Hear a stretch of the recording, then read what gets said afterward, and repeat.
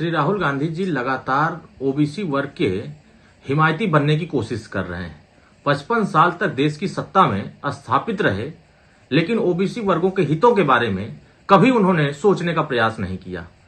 पहली बार देश के प्रधानमंत्री ओबीसी वर्ग से बने तो कांग्रेस पार्टी के पेट में दर्द शुरू हो गया और उन्होंने लगातार ओबीसी वर्गों को टारगेट करना शुरू कर दिया।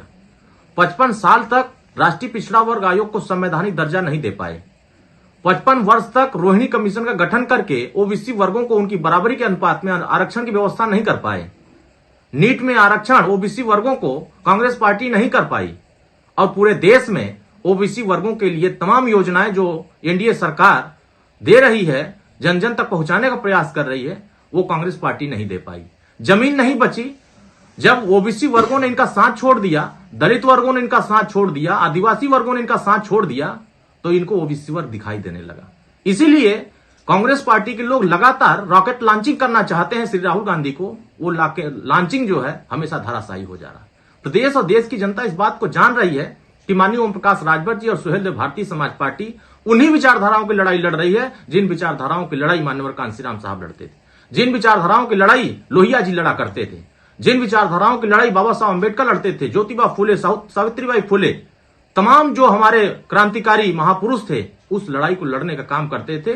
उनके इतिहासों को, उनके विचारधाराओं को, उनके संघर्षों को अगर कोई आगे बढ़ाने का प्रयास कर रहा है तो सुहेलदेव भारतीय समाज पार्टी और माननीय ओम प्रकाश राजभर। इसीलिए पूरे देश में देश का राष्ट्रपति आदिवासी कैसे बन गया, यह कांग्रेस पार्टी को चुभ रहा है। देश का प्रधानमंत्री कैसे ओबीसी बन गया, यह कांग्रेस पार्टी को चुभ गया।